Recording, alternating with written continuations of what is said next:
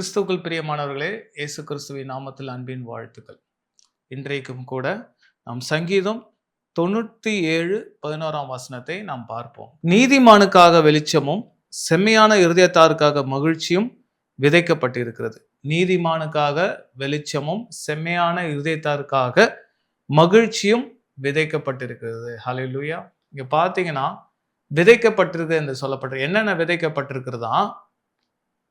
மகிழ்ச்சி அண்ட் வெளிச்சம். நீதிமானுக்காக வெளிச்சமும் செம்மையான இருதயத்தாருக்காக மகிழ்ச்சியும் விதைக்கப்பட்டிருக்கு என்று பார்க்கும். பாருங்க, வேதத்தில் அநேக விதையை குறித்து நம்ம பார்க்கலாம். விதைக்கிறவன் ஒருவன் புறப்பட்டு சென்றான், விதையை எடுத்துக்கொண்டு என்று பார்க்கிறோம். விதையை குறித்து அநேக ஓமைகளை ஆண்டவராகிய இயேசு கிறிஸ்து சொல்லியிருக்கிறதை நாம் அறிந்திருக்கிறோம். இங்கே பார்க்கிறோம், என்ன விதைக்கப்பட்டிருக்கிறதா? நீதிமானுக்காக வெளிச்சமும் செம்மையான இருதயத்தாருக்காக மகிழ்ச்சியும் விதைக்கப்பட்டிருக்கு. ஹல்லேலூயா. அப்படின்னா என்னங்க அர்த்தம்? என்ன விதை விதைக்கிறோமோ அதை தான் நம்ம அறுவடை செய்வோம். ஒருவேளை மாம்பழ விதை விதைக்கப்பட்டிருந்தால் அந்த மரத்துல இருந்து நம்ம வேற எதையும் எடுக்க முடியாது. திராட்சை பழமோ அல்லது சாத்துக்குடியோ மாதுளம் பழமோ இல்லை. அதற்கு மாறாக என்ன விதை விதைக்கிறோமோ, மா விதை என்றால் அதிலிருந்து மாம்பழம் தான் எடுப்போம். அதே போல நீதிமானுக்காக வெளிச்சம் விதைக்கப்பட்டிருக்கான், செம்மையான இருதயத்தாருக்காக மகிழ்ச்சியும் விதைக்கப்பட்டிருக்கு என்று நம்ம வேதத்துல பார்க்கிறோம். அப்படின்னா என்ன விதைக்கப்பட்டிருக்கிறது? அதை நாம் எடுக்க தயாராக இருக்கிறோமா? இல்லை என்றால் அதை அறுவடை செய்து நம்முடைய வாழ்க்கையில அதை அனுபவித்துக் கொண்டிருக்கிறோமா? ஹல்லேலூயா. ஆம் பிரியமானவர்களே, நீதிமானுக்காக வெளிச்சம் விதைக்கப்பட்டிருக்கும் பொழுது நம்முடைய வாழ்க்கையில வெளிச்சத்தை நாம் காண்கிறோமா? பூமியில வெளிச்சம் விதைக்கப்பட்டிருக்கிறது. அப்படி என்றால் என்ன? பூமியில வாழ்கிற நம்ம ஒவ்வொருடைய வாழ்க்கையிலும் அந்த வெளிச்சம் நமக்கு சொந்தமானது. நம்முடைய வாழ்க்கையில அந்த வெளிச்சம் இருக்கிறதா? இயேசு கிறிஸ்து இந்த பூமியில ஒளியாய் வந்தார். நீங்கள் உலகத்திற்கு ஒளியா இருக்கிறீர்கள் என்று சொல்லியிருக்கிறார். யோவான் ஸ்நானகனை குறித்து சொல்லுகிறார், அவன் எழுந்து பிரகாசிக்கிற விளக்காய் இருந்தான் என்று பார்க்க. ஆமாங்க, நம்முடைய வாழ்க்கையில முதலாவது நாம் வெளிச்சத்தை பெற்றிருக்க வேண்டும். நம்முடைய வாழ்க்கையில அந்த ஒளி நம்மை நோக்கி வந்திருக்க வேண்டும். நம்முடைய வாழ்க்கையில, நம்முடைய குடும்பத்துல, நம்ம எங்க இருக்கிறோமோ அந்த தொழிலையும் அந்த வெளிச்சம் இருக்கணுங்க. வெளிச்சம் வெளிச்சம் என்று சொல்றோமே, அது இல்லைன்னா என்ன நம்ம வாழ்க்கையில? ஆதியில நம்ம பார்க்கும் பொழுது, ஆதியாகமம் 1ஆம் அதிகாரத்துல நம்ம பார்க்கும் பொழுது என்ன சொல்லப்பட்டிருக்குதுங்க? உங்களுக்காக நான் வாசிக்கிறேன். பூமியானது ஒழுங்கின்மையும் வெறுமையுமாய் இருந்தது. ஆழத்தின் மேல் இருள் இருந்தது. தேவ ஆவியானவர் ஜலத்தின் மேல் அசைவாடி கொண்டிருந்தார். பூமியானது ஒழுங்கின்மையும் வெறுமையுமாய் இருந்தது. ஆழத்தின் மேல் இருள் இருந்தது. பார்த்தீர்களா பிரியமானவர்களே? ஆழத்தின் மேல் இருள் இருந்தது. அப்போ இருள் இருக்கிறது என்றால் அது எப்படி இருக்குமா? வெறுமையாயும் ஒழுங்கின்மையாயும் இருந்தது என்று நம்ம பார்க்கிறோம். பூமியானது ஒழுங்கின்மையும் வெறுமையுமாய் இருந்தது. ஆழத்தின் மேல் இருள் இருந்தது. பார்த்தீங்களா? அநேகருடைய வாழ்க்கையில இருள் இல்லை என்றால் எப்படி அறிந்து கொள்ளலாம்? அவங்களுடைய வாழ்க்கை எப்படி இருக்குங்க? ரொம்ப வெறுமையா இருக்கும், தாறுமாறான வாழ்க்கையா இருக்கும், ஒழுங்கின்மையாக இருக்குங்க. அதனால்தான் நம்முடைய வாழ்க்கையில, தேவ பிள்ளைகளாகிய நம்முடைய வாழ்க்கையில நமக்கு வெளிச்சம் என்பது அவசியமா இருக்கிறது. ஏற்கனவே வெளிச்சம் இந்த பூமியில விதைக்கப்பட்டிருக்கிறதுங்க. நம்முடைய தேவனாகிய கர்த்தராலே இந்த பூமியில வெளிச்சமானது விதைக்கப்பட்டிருக்கு. ஆதியாகமம் முதலிலே நம்ம பார்க்கிறோம், இந்த 2ஆம் வசனம் சொல்லுகிறபடி பூமியானது ஒழுங்கின்மையும் வெறுமையுமாய் இருந்தது, ஆழத்தின் மேல் இருள் இருந்தது என்று பார்க்கிறோம். ஆனால் தேவ ஆவியானவர் ஜலத்தின் மேல் அசைவாடி கொண்டிருந்தார். அடுத்த 3ஆம் வசனம் என்ன சொல்லுகிறது பாருங்கள். தேவன் வெளிச்சம் உண்டாக கடவுது என்றார். வெளிச்சம் உண்டாயிற்று. பார்த்தீங்களா? தேவன் வெளிச்சம் உண்டாக கடவுது என்றார், வெளிச்சம் உண்டாயிற்று. ஹல்லேலூயா. ஆமாங்க, முதலாவது ஆண்டவர் செய்த ஒரு கிரியை, அவருடைய படைப்புல முதன்மையானது, முதலாவது இடத்தை பெற்றுக்கொள்வது எது என்றால் வெளிச்சம் தாங்க. ஆண்டவருடைய படைப்புல முதல் படைப்பு வெளிச்சம். ஏனென்றால் இந்த உலகத்திற்கே வெளிச்சம் தேவைப்பட்டதுங்க. ஆழத்தின் மேல் இருள் இருந்தது பார்க்கிறோம். பூமியானது ஒழுங்கின்மையா இருந்தது, வெறுமையா இருந்ததுன்னு பார்க்கிறோம். நம்முடைய வாழ்க்கையில, அநேகருடைய வாழ்க்கையில ஒழுங்கின்மையான வாழ்க்கை இருக்கிறதா? ஒருவேளை வெறுமையான வாழ்க்கை இருக்கிறதா? அப்படி என்றால் நமக்கு வெளிச்சம் அவசியமா இருக்கிறது. அந்த வெளிச்சத்தை எப்படி நாம் பெற்றுக்கொள்ள முடியும்? வெளிச்சத்தை உண்டாக்கின தேவன், அவர் வெளிச்சத்தை கொடுக்க வல்லமை உள்ள தேவனா இருக்கிறார். சங்கீதம் 34 5ஆம் வசனம் சொல்லுகிறது, அவர்கள் அவரை நோக்கி பார்த்து பிரகாசம் அடைந்தார்கள், அவர்கள் முகங்கள் வெட்கப்படவில்லை என்று பார்க்கிறோம். ஆமாம், கர்த்தருடைய பிள்ளைகள் கர்த்தரை நோக்கி பார்த்து பிரகாசம் அடைந்தார்கள், அவர்கள் முகங்கள் வெட்கப்படவில்லை என்று பார்க்கிறோம். ஆமாங்க, நம்ம தேவனை நோக்கி பார்க்கும் பொழுது அவருடைய வெளிச்சம், அவருடைய முகத்தில் இருக்கிற வெளிச்சம் நம் மீது வீசப்படுங்க. வேதத்துல பார்க்கலாம், ஒரு தீர்க்கதரிசி, மோசே என்கிற தீர்க்கதரிசி 40 நாட்கள் உபவாசத்திலே தேவனோடு சஞ்சரித்திருந்தாங்க. தேவனோடு முகமுகமாய் பேசி கொண்டிருந்த மோசேனுடைய முகமோ பிரகாசித்தது என்று பார்க்கிறோம். இஸ்ரவேல் ஜனங்கள் அந்த மோசையை காணக்கூடாதபடிக்கு இருந்ததுங்க. முகமுகமாய் மோசையை பார்க்க முடியல. அவ்வளவு வெளிச்சம் மோசேனுடைய முகத்துல, அவ்வளவு வெளிச்சம். பாருங்க, தேவன் நினைத்தால் ஒரு மனுஷனுக்கு அந்த வெளிச்சத்தை கொடுக்க முடியுங்க. கூட இருக்கிற ஜனங்களே அவனை பார்க்க முடியல. மோசே, உன் முகத்தை நாங்க பார்க்க முடியல, நீ ஒரு துணியை போட்டு மூடிக்கொள், உன் முகத்தை எங்களால பார்க்க முடியல, முகத்தை மூடிட்டு எங்களோட பேசு அப்படின்னா. 40 நாள் தேவனோடு சஞ்சரித்த மோசனுடைய முகம் பிரகாசித்ததுங்க. பழைய ஏற்பாடுல அந்த வெளிச்சம் ரொம்ப பிரத்யட்சமா காணப்பட்டதுங்க, வெளிப்படையா காணப்பட்டது. ஆனா நம்மளுடைய வாழ்க்கையில வெளிச்சம் என்பது ஒருவேளை முகத்துல மாத்திரம் இல்லைங்க, நம்மளுடைய வாழ்க்கையில இருக்கிறதா, நம்முடைய தொழில இருக்குதா, குறிப்பாக நம்முடைய குடும்ப வாழ்க்கையில, நம்முடைய குடும்பத்துல, வீட்டில மாத்திரம் இல்லைங்க, குடும்ப வாழ்க்கையில அந்த வெளிச்சம் காணப்பட வேண்டும். வெளிச்சம் இல்லைன்னா நம்ம வாழ்க்கை எப்படி இருக்கோங்க? வெறுமையாய் காணப்படும்.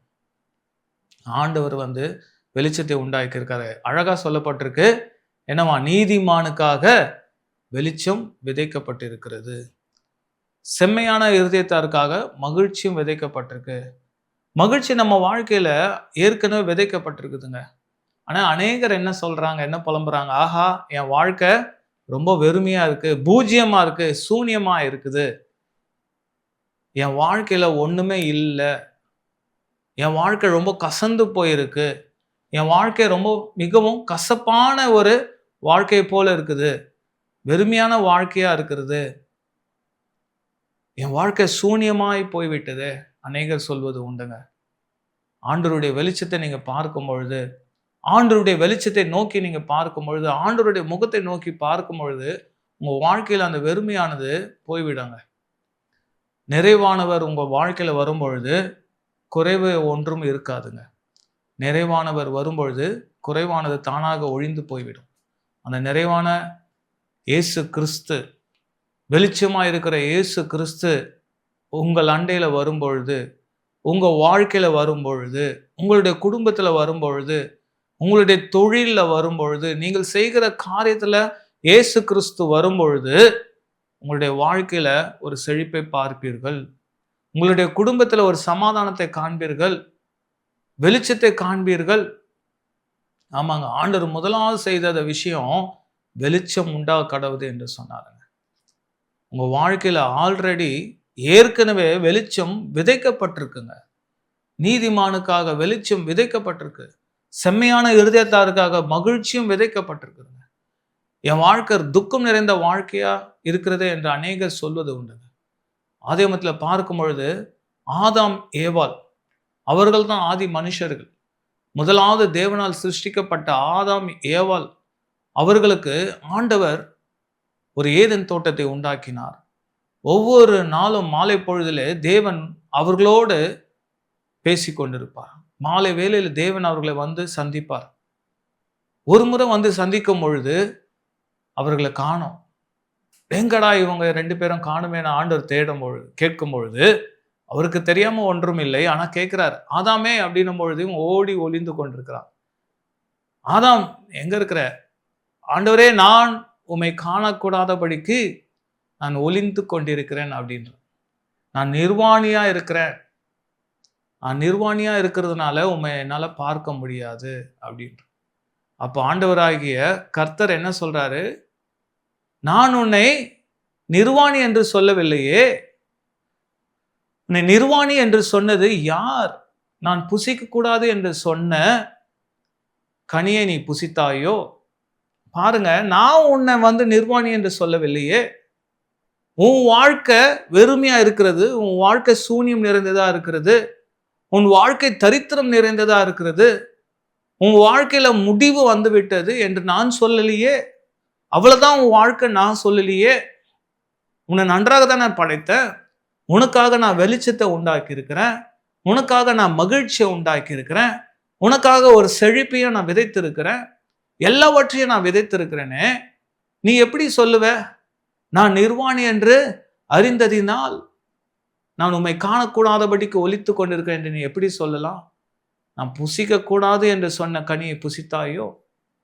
ஆம் பிரியமானவர்களே, ஆண்டவர் நமக்கு எல்லாவற்றையும் நேர்த்தியா செய்திருக்கிறார், சரியா செய்திருக்கிறார். நம்ம எப்படி நம்முடைய வாழ்க்கை நாம் தெரிந்து கொண்டிருக்கிறோம்?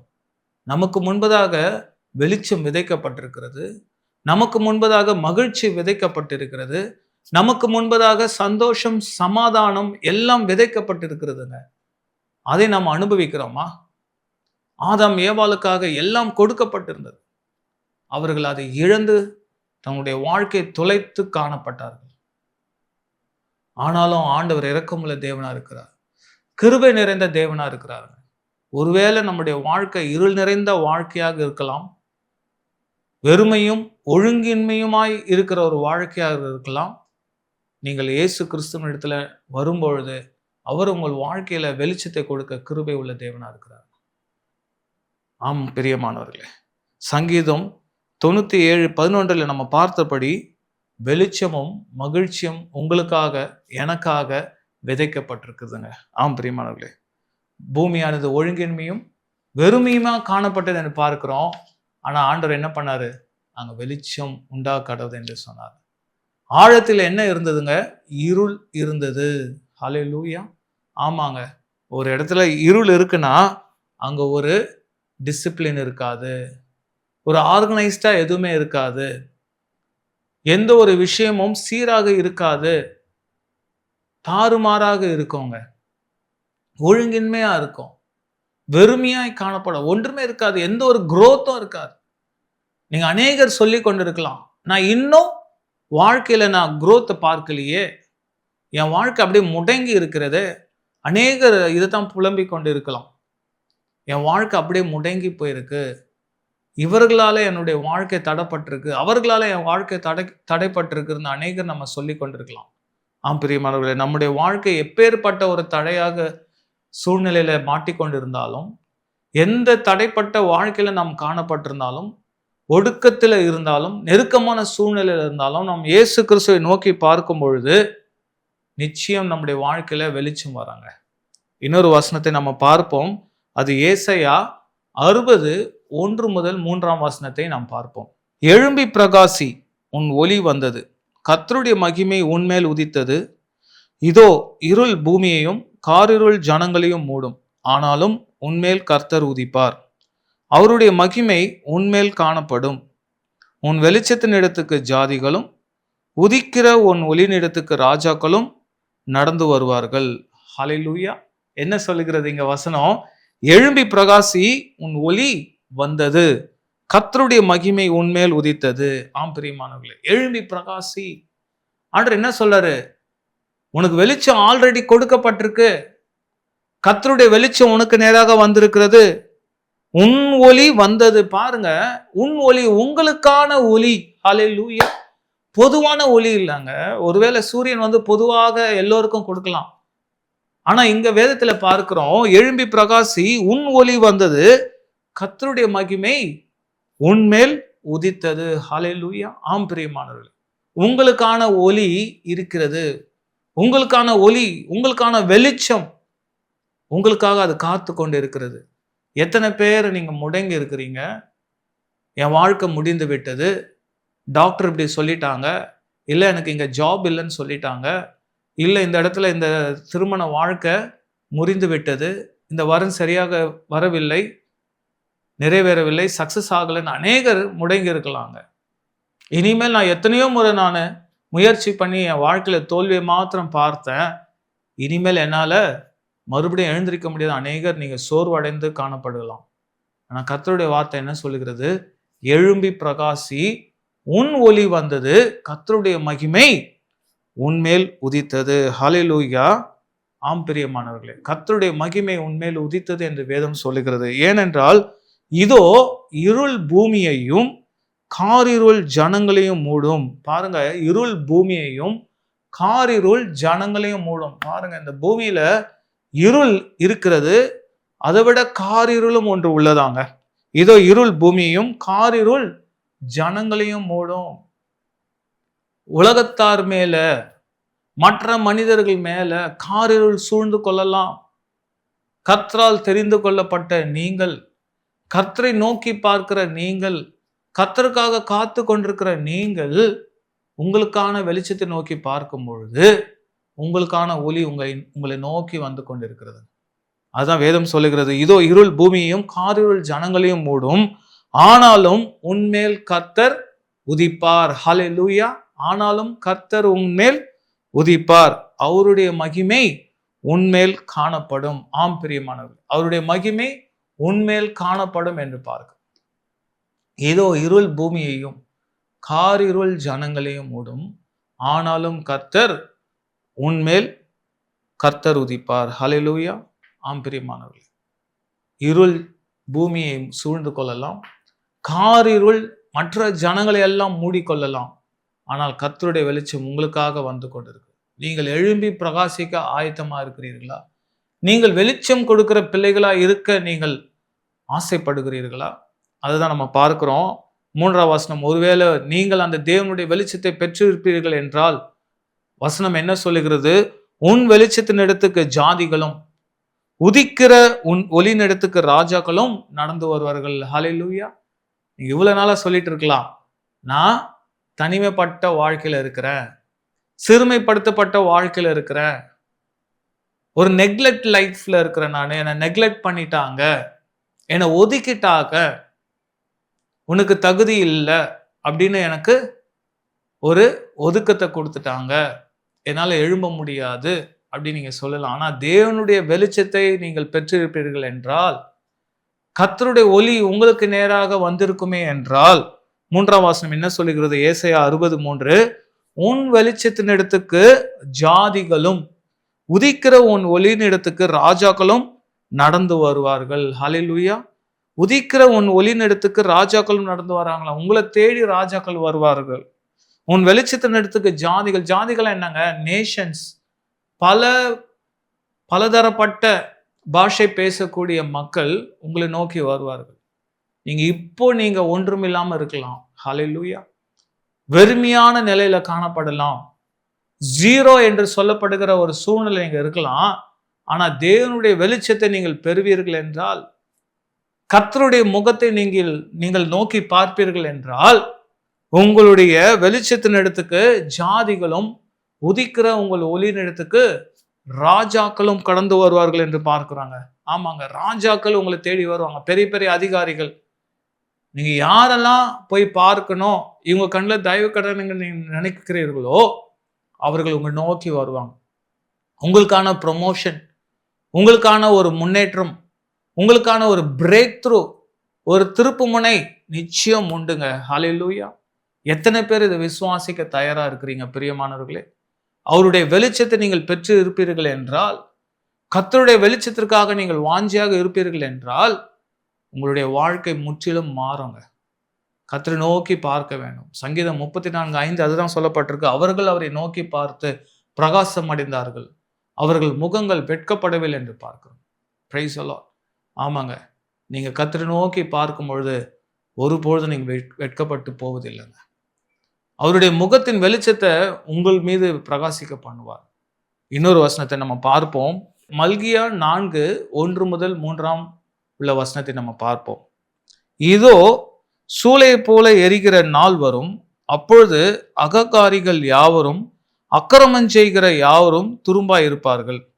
வரப்போகிற அந்த நாள் அவர்களை சுட்டெரிக்கும், அது அவர்களுக்கு வேரையும் கொப்பையும் வைக்காமற் போகும் என்று சேனைகளின் கர்த்தர் சொல்லுகிறார். ஆனாலும் என் நாமத்துக்கு பயந்திருக்கிற உங்கள் மேல் நீதியின் சூரியன் உதிக்கும். அதன் செட்டைகளின் கீழ் ஆரோக்கியம் இருக்கும். நீங்கள் வெளியே புறப்பட்டு போய் கொழுத்த கன்றுகளைப் போல வளருவீர்கள். துன்மார்க்கரை மிதிப்பீர்கள்.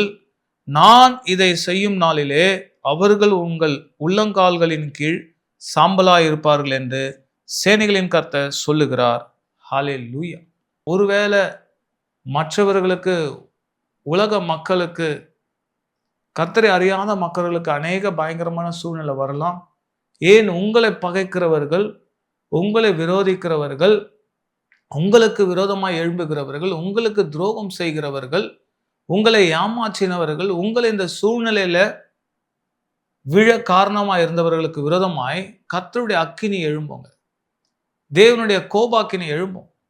கர்த்தருக்கு பிரியமில்லாதவர்கள், துன்மார்க்கர், கர்த்தருக்கு விரோதமாய் எழும்பினவர்களுக்கு விரோதமாய் கர்த்தருடைய அக்கினி வருமா? எப்பேற்பட்ட அக்கினியா? இதோ சூளையை போல எரிகிற நாள் வரும். ஹல்லேலூயா. சூளையை போல எரிகிற நாள் வரும். அப்பொழுது அகங்காரிகள் யாவரும், அக்கிரமம் செய்கிற யாவரும் துரும்பா இருப்பார்கள். வரப்போகிற அந்த நாள் அவர்களை சுட்டெரிக்கும். அது அவர்களுக்கு வேறையும் கொப்பையும் வைக்காமற் போகும் என்று சேனையில் கர்த்தர் சொல்லுகிறார். ஆனாலும் என் நாமத்துக்கு பயந்திருக்கிற உங்கள் மேல் நீதியின் சூரியன் உதிக்கும். அதன் செட்டைகளின் கீழ் ஆரோக்கியம் இருக்கும். நீங்கள் வெளியே புறப்பட்டு போய் கொழுத்த கன்றுகளைப் போல வளருவீர்கள். ஹல்லேலூயா. எப்படி அங்க வெளியே புறப்பட்டு போய் கொழுத்த கன்றுகளைப் போல வளருவீர்கள். எத்தனை பேருங்க இந்த வாக்குத்தத்தத்தை ஏற்றுக்கொள்ள ஆயத்தமா இருக்கிறீங்க? வாக்குத்தத்தத்தை எத்தனை பேர் விசுவாசிக்கிறீங்க? என் வாழ்க்கை இப்படி இருக்கு, வெறுமையா இருக்கிறது என்று நினைக்கிற நீங்கள், உங்களுடைய வாழ்க்கையில ஆண்டவர் ஒரு செழிப்பை கொடுக்க கிருபை உள்ள தேவனா இருக்கிறார். ஆசீர்வாதத்தை வழங்க அவர் ஆயத்தமா இருக்கிறார். எத்தனை பேர் அவரை நோக்கி பார்க்குறீங்க? கர்த்தருக்கு பயந்து இருக்கும் பொழுது, நம்முடைய இருளான வாழ்க்கையை நம்ம விட்டு அகற்றி விட்டு அவருடைய வெளிச்சத்துக்கு நேராய் வரும்பொழுது, ஒருவேளை நம்முடைய வாழ்க்கையில இருள் இருக்கிறதாங்க, இருளான வாழ்க்கையில நம்ம வாழ்ந்து கொண்டு இருக்கிறோமா? கர்த்தருக்கு பிரியமில்லாத வாழ்க்கை, கர்த்தருக்கு விரோதமான வாழ்க்கை, வேத வசனங்களுக்கு புறம்பான வாழ்க்கை நம்ம வாழ்ந்து கொண்டிருக்கும் பொழுது நம்முடைய வாழ்க்கையில இருள் சூழ்ந்து இருக்கோங்க. அந்த இருள் நம்மளை விட்டு போக வேண்டும் என்றால் ஒரே ஒரு வழிதான், நம் கர்த்தரிடத்துல வர வேண்டும். கர்த்தராக இயேசு கிறிஸ்துவினிடத்துல வரும்பொழுது அந்த இருள் போய் வெளிச்சம் வராங்க. ஹல்லேலூயா. நாம் வெளிச்சமா இருக்கும் பொழுது அநேகருக்கு நாம் ஆசீர்வாதமாக இருக்க முடியும். மற்றவர்களுக்கு நாம் வெளிச்சத்தை கொடுக்க முடியும். அதனால்தான் என்ன வேதம் சொல்லுகிறது? ஆனாலும் என் நாமத்துக்கு பயந்து இருக்கிற உங்கள் மேல் நீதியின் சூரியன் உதிக்கும். அதன் சட்டிகளின் கீழ் ஆரோக்கியம் இருக்கும். நீங்கள் வெளியே புறப்பட்டு போய் கொழுத்த கன்றுகளைப் போல வளருவீர்கள். துன்மார்க்கரை மிதிப்பீர்கள். நான் இதை செய்யும் நாளிலே அவர்கள் உங்கள் உள்ளங்கால்களின் கீழ் சாம்பலா இருப்பார்கள் என்று சேனைகளின் கர்த்தர் சொல்லுகிறார். ஹல்லேலூயா. பாருங்க, உங்களுக்கு விரோதமா இருக்கிறவர்கள், துன்மார்க்கர்களை நீங்க என்ன பண்ணுவீங்களாம்? மிதிப்பீர்கள். அப்படின்னா என்னங்க அர்த்தம்? லிட்ரலா நம்ம பார்க்க பிரகாரம் உதைத்து மிதிப்பது என்று சொல்லுகிற அர்த்தம் கிடையாது. அவர்கள் எல்லாரும் எப்படி இருப்பாங்க? துன்மார்க்கரை மிதிப்பீர்கள். நான் இதை செய்யும் நாளிலே அவர்கள் உங்கள் உள்ளங்கால்களின் கீழ் சாம்பலா இருப்பார்கள். ஹல்லேலூயா.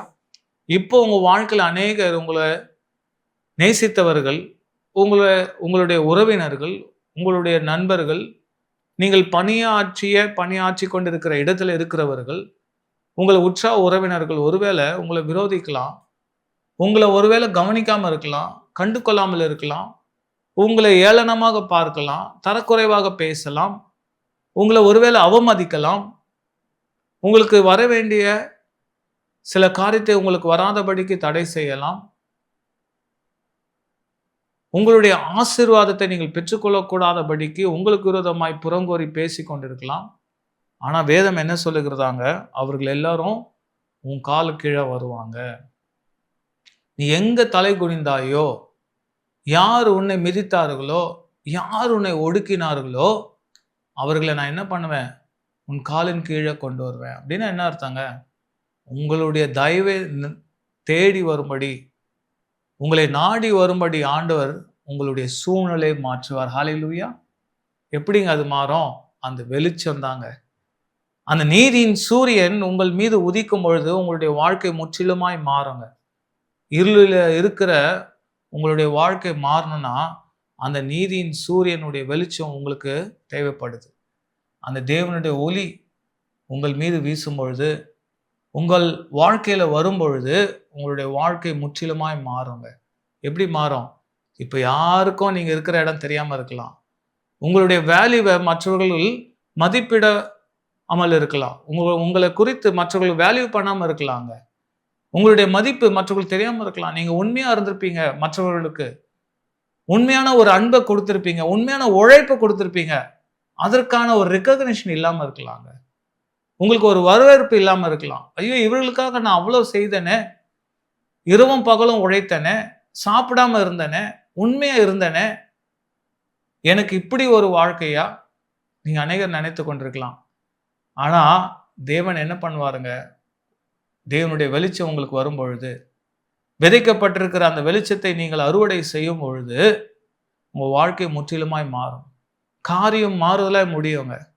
என்ன ஆகும்? அவர்கள் உங்களை தேடி வரும்படி ஆண்டவர் செய்வார். ஹல்லேலூயா. தேவனுடைய வெளிச்சத்தை பெற்றுக்கொள்ள நீங்க ஆயத்தமா இருக்கிறீங்களா?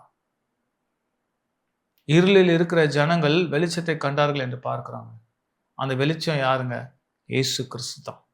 இயேசு கிறிஸ்துவ உங்க வாழ்க்கையில நீங்க கூப்பிடும் பொழுது, ஒருவேளை கர்த்தரை அறிந்தவர்கள் பின்வாங்கி போயிருக்கலாம். இயேசுவை அறியாதவர்களும் இதை பார்த்து கொண்டிருக்கலாம். இயேசு கிறிஸ்துவ உங்க வாழ்க்கையில, உங்க குடும்பத்துல, உங்க தொழில்ல, நீங்க கைது செய்கிற ஒவ்வொரு காரியத்திலையும் நீங்க அழைப்பீர்கள் என்றால், அவருடைய வெளிச்சமும் உங்க வாழ்க்கையில வருங்க. வேதத்துல ஒரு வசனம் சொல்லுகிறது, விளக்கை கொளுத்தி ஒருவனும் மரக்காலால் மூடி வைக்காமல் விளக்கு தண்டின் மேல் வைப்பான். அப்பொழுது அது வீட்டில் உள்ள யாவருக்கும் வெளிச்சம் கொடுக்கன்னு பார்க்கும். பட்டணத்தின் மேல், மலையின் மேல் இருக்கிற பட்டணம் மறைந்திருக்க மாட்டாது என்று வசனம் ஒன்று உள்ளதுங்க. மலையின் மேல் இருக்கிற பட்டணம் மறைந்திருக்க மாட்டாது. ஆம் பிரியமானவர்களே, ஆண்டவர் உங்களை மலையின் மேல் இருக்கிற ஒரு பட்டணம் போல உயர்த்தக்கூடிய நேரம் வந்திருக்கிறதுங்க. எப்பொழுது? உங்களுடைய வாழ்க்கையில கர்த்தருடைய வெளிச்சம், தேவனுடைய ஒளி உங்கள் மீது வீசும் பொழுது, உங்கள் குடும்பத்துல, உங்க வாழ்க்கையில கர்த்தருடைய வெளிச்சம் வரும் பொழுது, நிச்சயம் உங்களுடைய வாழ்க்கை மாறுங்க. இப்ப இருக்கிற இந்த சூழ்நிலை முற்றிலுமாய் மாறி போகும். இப்ப இருக்கிற வாழ்க்கை முடிவு இல்லைங்க. இப்ப இருக்கிற இந்த சூழ்நிலை முடிவு இல்லைங்க. இது தோல்வி என்று நினைத்து சோர்ந்து போகாதிருங்க. சோர்வுக்கு இடம் கொடாதிருங்க. எழும்பி பிரகாசி. அதுதான் வசனம் சொல்லி இருக்கிறது. ஏசாயால 60 நம்ம பார்த்தோம். எழும்பி பிரகாசி, உன் ஒளி வந்தது. உன் ஒளினா உங்களுக்கான ஒளிங்க. உங்களுக்காக விதைக்கப்பட்டிருக்க ஒளி உங்களுக்காக வந்திருக்குது. நீங்க என்ன பண்ணணும்? இந்த படுக்கையை விட்டு, இந்த குழியில இருந்து, நீங்க சோர்ந்து போயிருக்கிற குழியில இருந்து, ஒருவேளை பாவ வாழ்க்கையில இருப்பீர்கள் என்றால், இந்த வாழ்க்கை விட்டு நீங்க எழுந்திருக்கும் பொழுது உங்களுக்கான வெளிச்சம் உங்க வாழ்க்கையில வருங்க. அந்த வெளிச்சம் வரும்பொழுது முற்றிலுமாய் உங்க வாழ்க்கை மாறி போகும். ஹல்லேலூயா. ஆமாங்க. நீதிமானுக்காக வெளிச்சமும் செம்மையான இருதயத்தாருக்காக மகிழ்ச்சியும் விதைக்கப்பட்டிருக்கிறது. ஆம் பிரியமானவர்களே, உங்களுக்கான வெளிச்சம், உங்களுக்கான மகிழ்ச்சியான ஒரு வாழ்க்கை, செழிப்பான வாழ்க்கை ஏற்கனவே விதைக்கப்பட்டிருக்கிறது. அது உங்களுக்கான ஒரு விதை, உங்களுக்கான ஒரு அறுவடை, உங்களுக்கான ஒரு விளைச்சலை நீங்கள் தான் எடுத்துக்கொள்ள வேண்டும். நீங்கள் முடங்கி இருந்தால், சோர்ந்து போயிருந்தால் அதை நீங்கள் அனுபவிக்க முடியாது பிரியமா. உங்களுடைய வாழ்க்கை வெளிச்சமாக மாறும் பொழுது, உங்களை விட்டு போனவர்கள், உங்களை ஒதுக்கினவர்கள், உங்களை அவமதித்தவர்கள் உங்களை தேடி வருவாங்க. உங்களுக்கான ஒரு பொசிஷனை ஆண்டவர் வைத்திருக்கிறார். ஹல்லேலூயா. ஆம் பிரியமானவர்களே, கர்த்தருடைய ஆசீர்வாதம் உங்களுடைய வாழ்க்கையில் எப்பொழுதும் தங்கி இருப்பதாக. தேவ சமாதானம். ஆமென்.